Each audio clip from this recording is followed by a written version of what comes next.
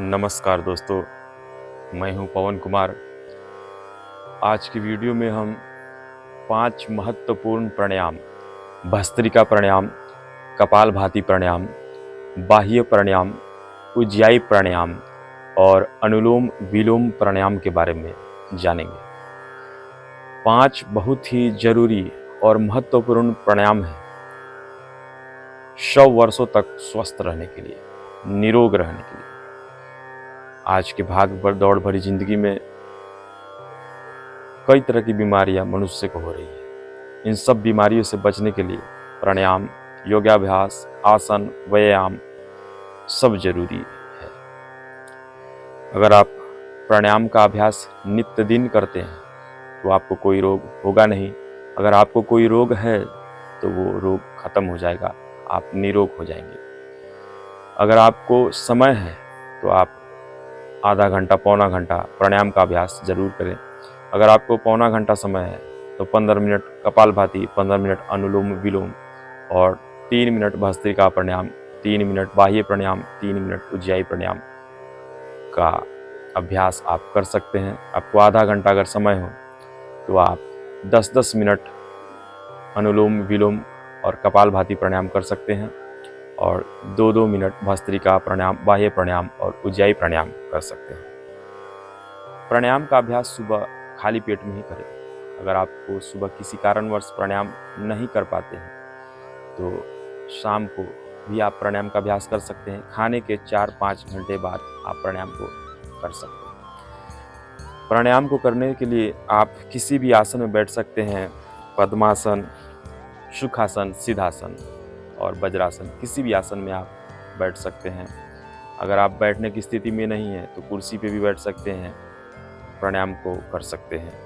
प्राणायाम को करने के लिए आप अपने हाथों को ज्ञान मुद्रा, वायु मुद्रा और भी अनेकों मुद्राएं, शून्य मुद्रा, पृथ्वी मुद्रा, वरुण मुद्रा, अपान मुद्रा, सूर्य मुद्रा, आकाश मुद्रा, किसी भी मुद्रा विशेष में अपने हाथों को रख सकते हैं और प्राणायाम का अभ्यास कर सकते हैं। तो शुरू करते हैं भस्त्रिका प्राणायाम से।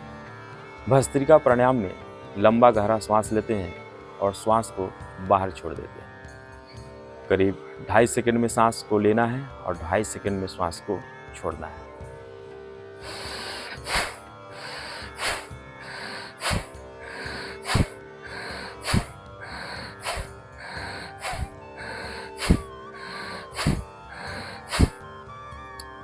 आप भस्त्रिका प्राणायाम का अभ्यास किसी भी गति में कर सकते हैं, धीमी गति, मध्यम गति, तीव्र गति।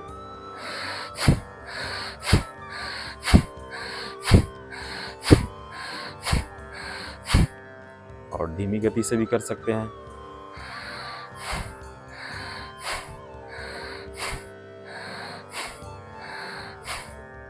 आप चाहे तो भस्त्रिका प्राणायाम का अभ्यास तेज तेज भी कर सकते हैं।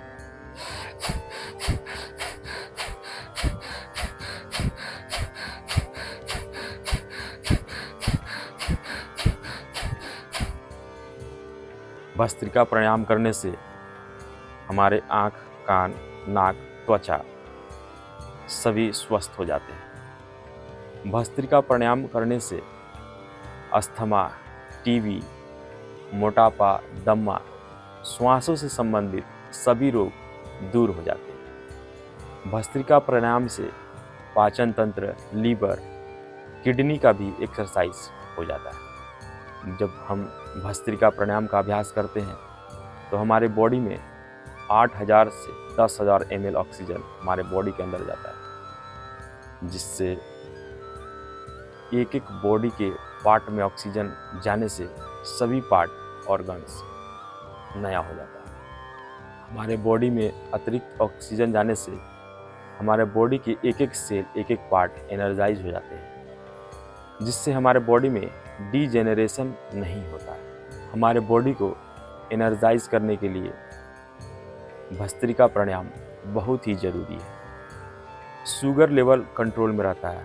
अस्थमा, कफ, एलर्जी की समस्या खत्म हो जाती है। इससे हमारे लीवर, किडनी, हार्ट, संपूर्ण नस नाड़ियाँ, हड्डी, पूरी बॉडी एनर्जाइज हो जाती है। इससे भूख बढ़ती है और सांसों से संबंधित सभी प्रकार के रोग दूर हो जाते हैं भस्त्रिका प्राणायाम से। भस्त्रिका प्राणायाम वायु और पित्त से होने वाले सभी दोषों को दूर करके शरीर में गर्मी पैदा करता है।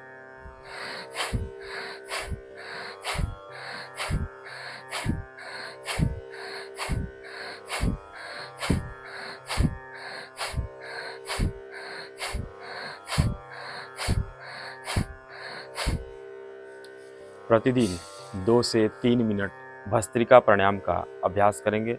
बॉडी को चार्ज करने के लिए भस्त्रिका प्राणायाम बहुत ही जरूरी अभ्यास है। अब इसके बाद दूसरा मुख्य प्राणायाम है कपालभाति प्राणायाम। कपालभाति प्राणायाम करने के लिए लंबा गहरा श्वास लेंगे। श्वास को बाहर छोड़ते हुए पेट को अंदर की ओर खींचेंगे, नाभि की ओर खींचेंगे। जैसे ही आप पेट को ढीला छोड़ते हैं, श्वास ऑटोमेटिक अंदर आ जाएगा। श्वास को छोड़ने में ज़्यादा ध्यान देंगे और सांस लेने की प्रक्रिया वो स्वतः हो जाती है।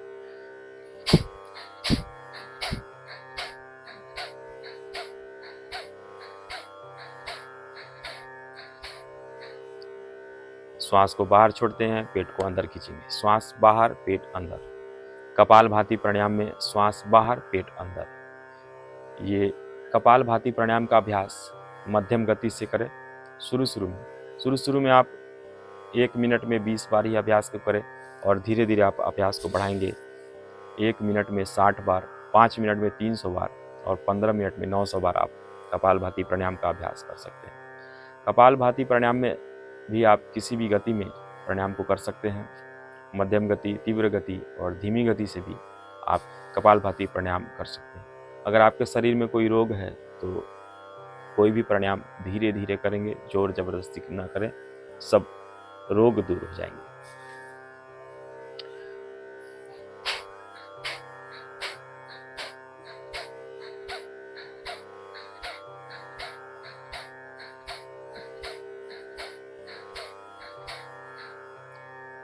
एक सेकेंड में एक बार।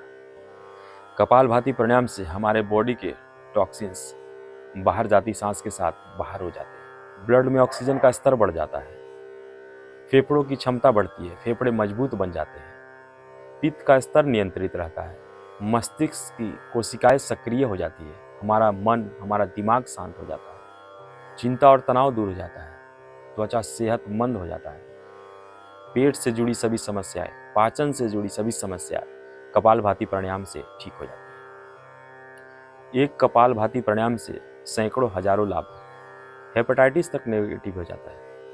इससे लिवर सिरोसिस अच्छा हो जाता है, प्रोस्टेट अच्छा हो जाता है, थायराइड अच्छा हो जाता है, अस्थमा, साइनस पूरी तरीके से ठीक हो जाता है। मस्तिष्क और तंत्रिका तंत्र को ऊर्जान्वित करता है, मन को शांत कर देता है, नाड़ियों की शुद्धिकरण करता है, पेट की मांसपेशी को सक्रिय करता है, जो कि मधुमेह के रोगियों के लिए बहुत ही लाभकारी है। पेट की चर्बी को कम करता है, मोटापा पूरी तरीके से ठीक हो जाती है। गैस, कब्ज, acidity, heart, prostate, uterus, thyroid, kidney, lungs, ये सबको स्वस्थ कर देता है। यूट्रस में फाइब्रॉइड्स, ओवरी में cyst, polycystic ovaries, fallopian tube बंद है, अंडा पूरा बनता नहीं है, मंथली ठीक से होता नहीं है, मंथली ज़्यादा या कम होता है, पुरुषों को स्पर्म काउंट कम है, महिलाओं को ओवम पूरा नहीं बनता है, total ladies problem, gents problem, जितने भी यौन रोग है सब दूर हो जाते हैं कपालभाति प्राणायाम के अभ्यास से।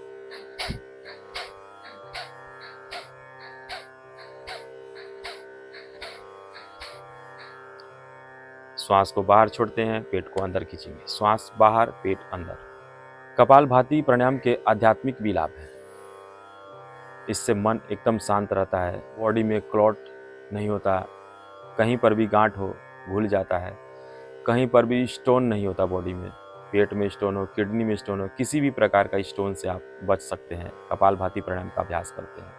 अगर आपको स्टोन है तो स्टोन खत्म हो जाता है कपालभाति के नियमित अभ्यास से। Vitamin, protein, vitamin B12, chemicals, उनकी कमी सब कपालभाति प्राणायाम के अभ्यास से दूर हो जाते हैं। बॉडी में कोलेस्ट्रॉल संतुलित हो जाता है। बॉडी में जो चीज़ें, खराब चीज़ें हैं, बढ़ गई हैं, वो कम हो जाती हैं। जो चीज़ें कम है, अच्छी चीज़ें वो शरीर में बढ़ जाते हैं। कपालभाति प्राणायाम हमारे बॉडी को पूरी तरीके से संतुलित कर देता है, मेटाबॉलिज्म में सुधार करता है, हड्डियों के मेटाबॉलिज्म में सुधार होता है कपालभाति प्राणायाम के अभ्यास से। ब्लड में हीमोग्लोबिन की कमी है वो बढ़ जाती है, और ब्लड में किसी प्रकार की डिफिशियंसी है वो सब कपालभाति प्राणायाम से ठीक हो जाते हैं। शरीर एकदम शुद्ध हो जाता है, और जितने भी प्रकार के रोग हैं सब रोगों से आप मुक्ति पा लेते हैं। कपालभाति प्राणायाम से हमारा बॉडी पूरी तरीके से संतुलित और एनर्जाइज हो जाता है। हमारे शरीर में न्यूट्रिशियंस, माइक्रो न्यूट्रिशियंस, जितने भी प्रकार के केमिकल्स और हार्मोन्स है सबका बैलेंस हो जाता है कपालभाति प्राणायाम से। कपालभाति प्राणायाम के अभ्यास से कैंसर तक ठीक हो जाता है।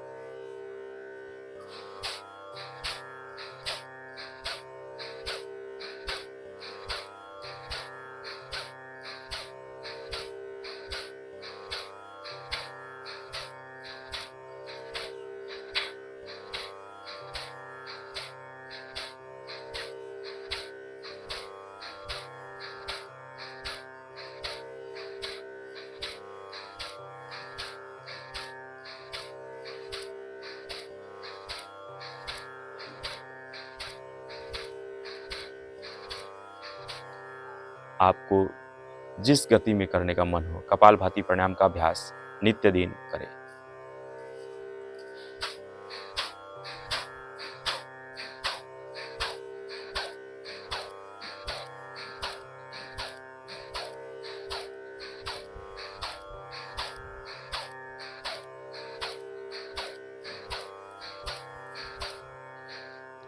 बॉडी का मेटाबॉलिज्म पूरी तरीके से ठीक हो जाता है। अगर आसान शब्दों में कहें तो कपालभाति प्राणायाम दुनिया के 99% रोगों की अचूक दवा है। कपालभाति प्राणायाम में कुछ सावधानियां हैं। हर्निया, स्लिप डिस्क, कमर दर्द, हाल ही में जिनको स्ट्रोक आया हो, स्टेंट के मरीज, महिलाएं गर्भावस्था के दौरान, पीरियड के दौरान कपालभाति प्राणायाम का अभ्यास ना करें। हाइपरटेंशन के मरीज हैं तो योग प्रशिक्षक के नेतृत्व में ही कपालभाति प्राणायाम का अभ्यास करें।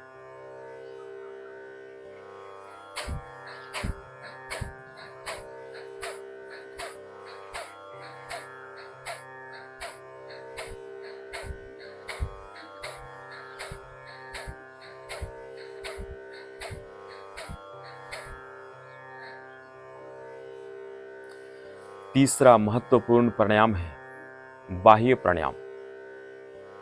बाह्य प्राणायाम को करने के लिए लंबा गहरा श्वास लें, श्वास को बाहर छोड़कर बाहर रोक दें और 3 बंद लगाएंगे। थोड़ी को कंठकोप से लगाएंगे, जालंधर बंद, पेट को सिकोड़कर पीछे लगाएंगे, उड़ान बंद, और नाभि के नीचे वाले भाग को ऊपर खींच के रखेंगे, मूल बंद। त्रिबंध के साथ हम बाह्य प्राणायाम का अभ्यास करेंगे।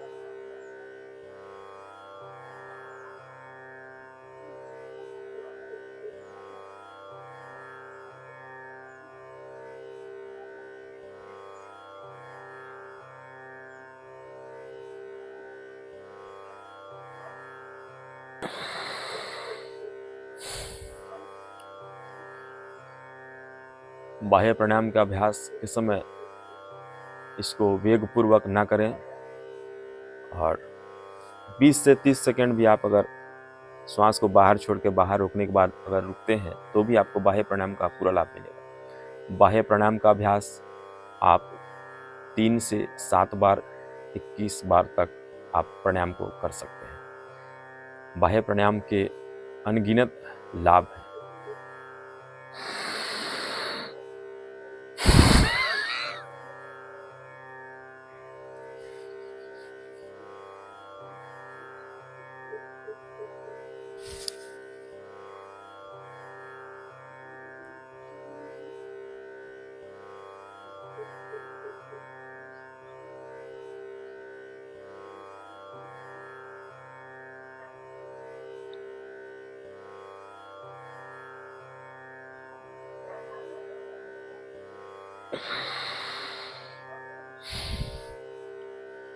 यथाशक्ति रोकने के बाद श्वास को बाहर छोड़ देंगे।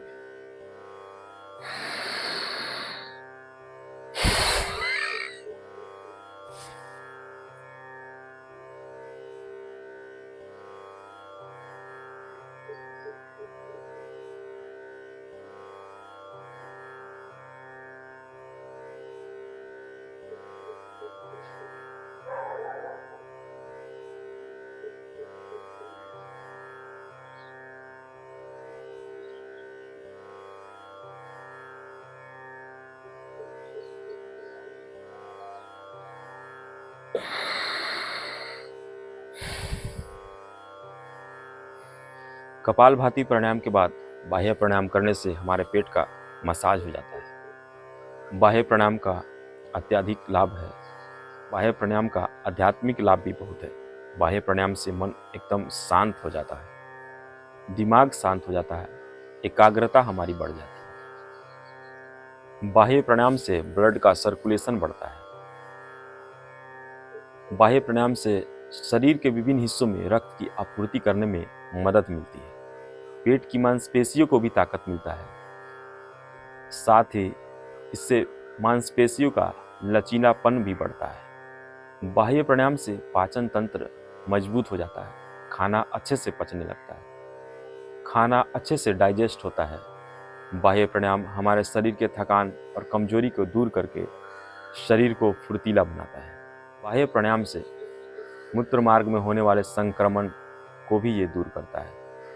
सभी प्रकार के यौन रोगों में भी बाह्य प्राणायाम लाभकारी है। प्रोस्टेट के समस्या में भी बाह्य प्राणायाम बहुत ही उपयोगी प्राणायाम है।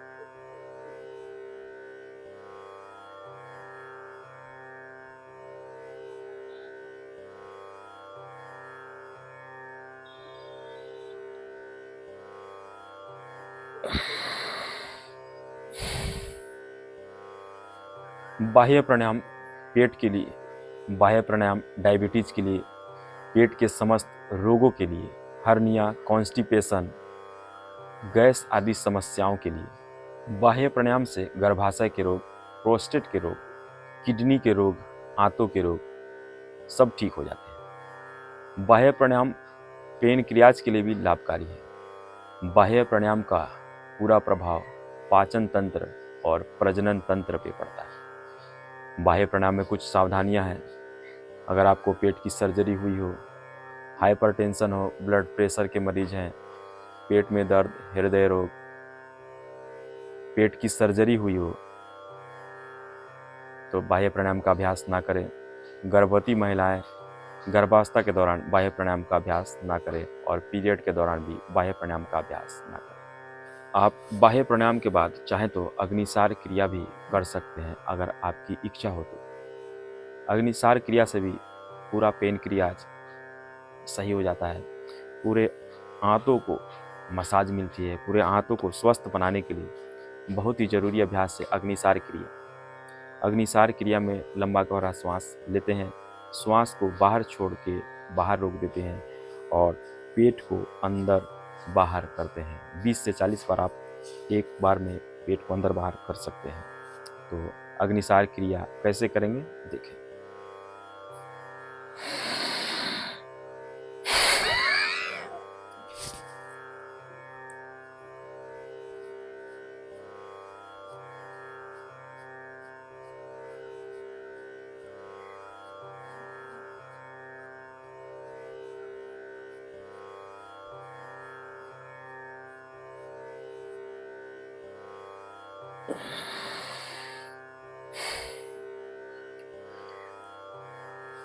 अग्निसार क्रिया को बाह्य प्राणायाम के बाद भी आप 2 से 3 बार तक कर सकते हैं।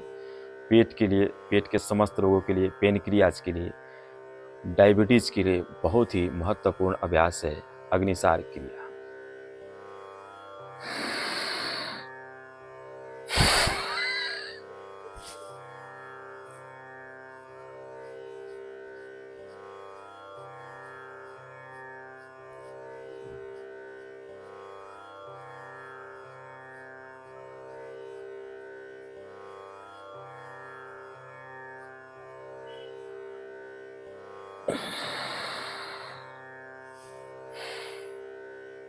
अग्निसार क्रिया के बहुत ही सारे लाभ हैं।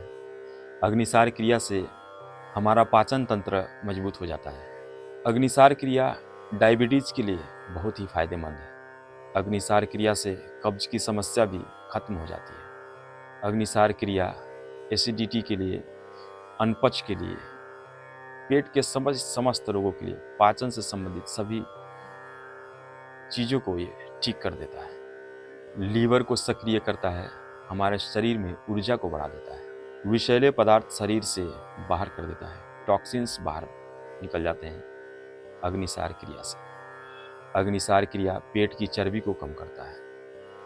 अग्निसार क्रिया में कुछ खास सावधानियां हैं। अगर आपको पेट की सर्जरी है, हर्निया है, हाई बीपी, अल्सर और डायरिया के पेशेंट अग्निसार क्रिया को ना करें। अगर आपको पेट में कहीं सर्जरी है तो अग्निसार क्रिया ना करें। गर्भावस्था के दौरान और मासिक धर्म के वक्त अग्निसार क्रिया ना करें। चौथा महत्वपूर्ण प्राणायाम है उज्जाई प्राणायाम।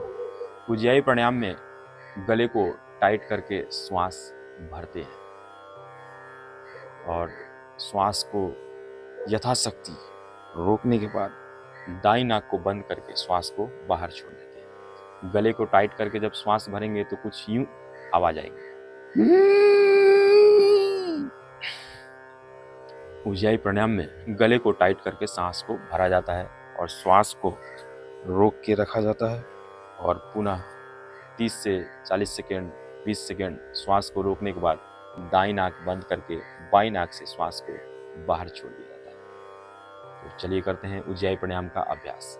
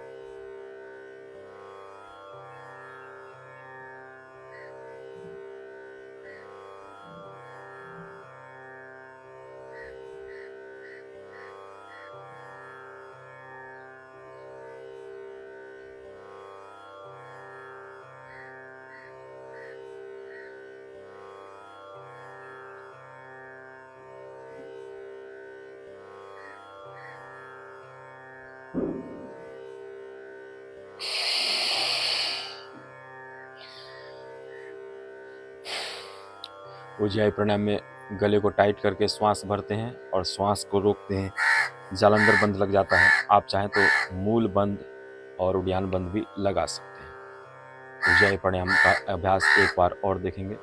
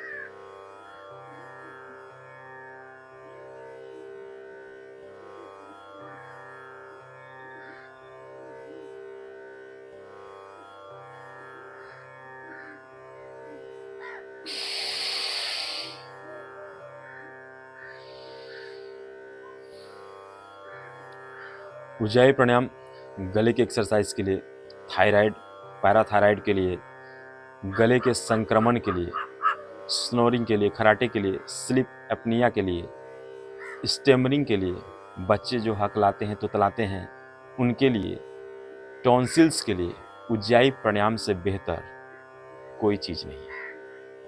अगर आप उज्जाई प्राणायाम का अभ्यास करते हैं तो आपको थायराइड की समस्या और टॉन्सिल की समस्या, स्नोरिंग की समस्या धीरे धीरे खत्म हो जाएगी।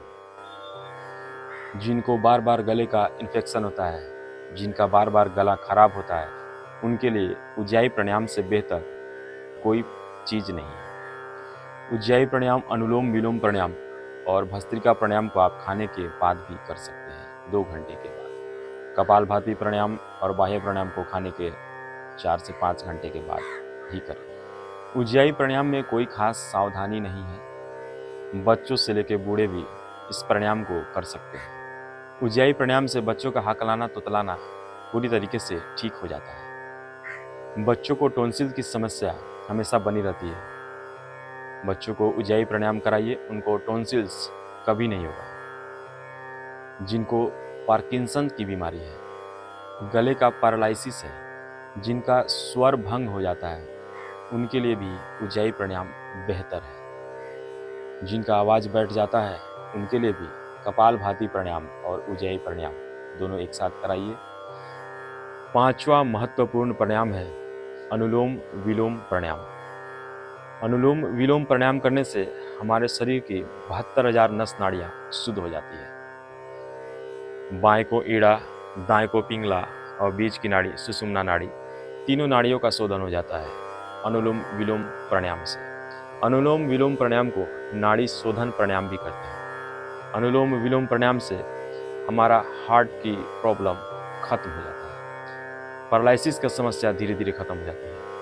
अनुलोम विलोम प्राणायाम इतना अद्भुत प्राणायाम है, वात पित्त कफ तीनों दोषों का अनुलोम विलोम प्राणायाम से शमन हो जाता है। अनुलोम विलोम प्राणायाम में बाएं से श्वास लेना, दाएं से छोड़ना, दाएं से श्वास लेना और बाएं से छोड़ना, ये एक क्रम है। अनुलोम विलोम प्राणायाम करने के लिए दाहिनी नाक को बंद करेंगे, बाएं से श्वास भरेंगे और दाएं से छोड़ देंगे, फिर दाएं से श्वास को भरेंगे और बाएं से छोड़ देंगे। ये एक क्रम हुआ। ध्यान से देखिए अभ्यास कैसे करेंगे।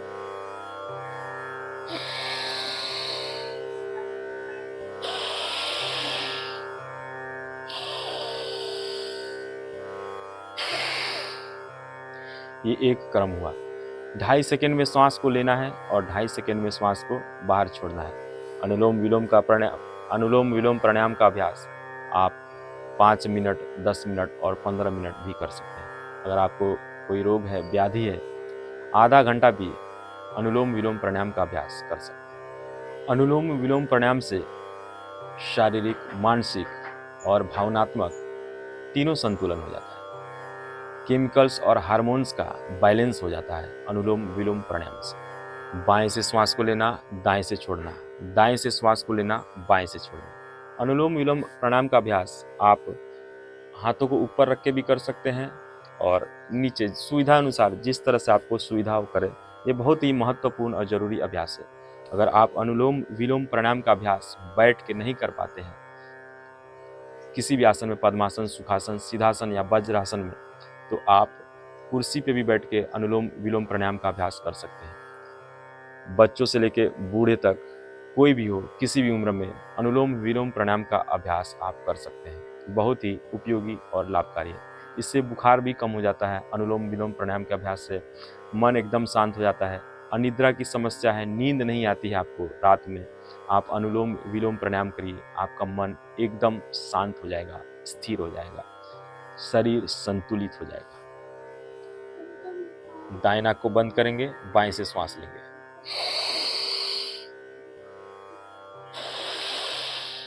बाएं नाक को बंद करके दाएं से श्वास को छोड़ देंगे, फिर पुनः दाएं से श्वास को लेंगे और बाएं से छोड़ेंगे।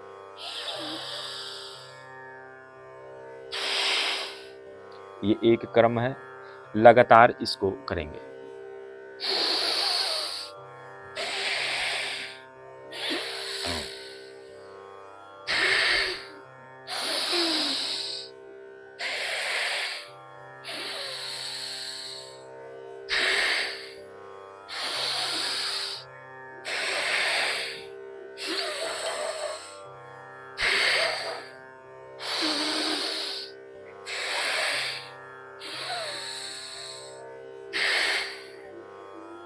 श्वास बाएं नाक से लेना है, दाएं नाक से छोड़ना है।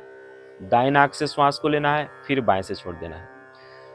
बाएं नाक से श्वास को लेना शुरू करेंगे और बाएं नाक पर ही खत्म करेंगे। एक आवृत्ति होती है, 2.5 सेकंड में श्वास को लेना है और 2.5 सेकंड में श्वास को छोड़ना है।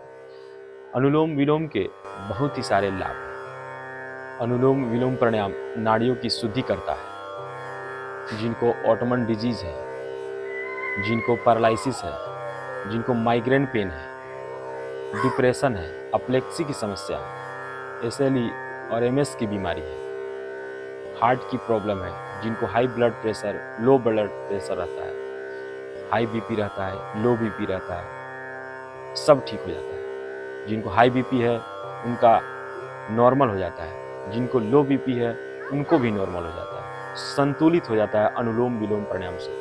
अनुलोम विलोम प्राणायाम का काम है दोनों चीजों को बैलेंस कर देना, संतुलन कर देना।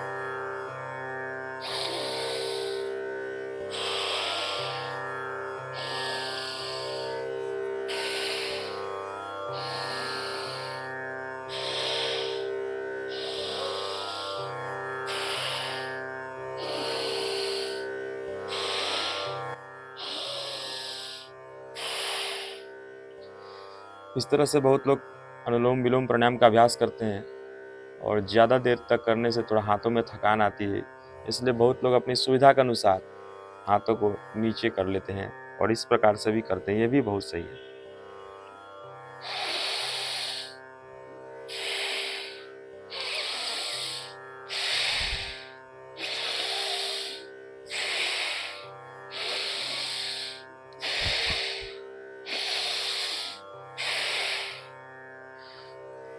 बाएं से श्वास लेना, दाएं से छोड़ना और फिर दाएं से लेना और बाएं से छोड़ देना, यही तो अनुलोम विलोम प्राणायाम है। इस प्राणायाम से हमारे शरीर के 72,000 नस नाड़ियों का शुद्धिकरण हो जाता है। आप चाहें तो एक और तरीका से अनुलोम विलोम का प्राणायाम का अभ्यास कर सकते हैं। इसमें बहुत सुकून मिलता है हाथों को, शरीर को।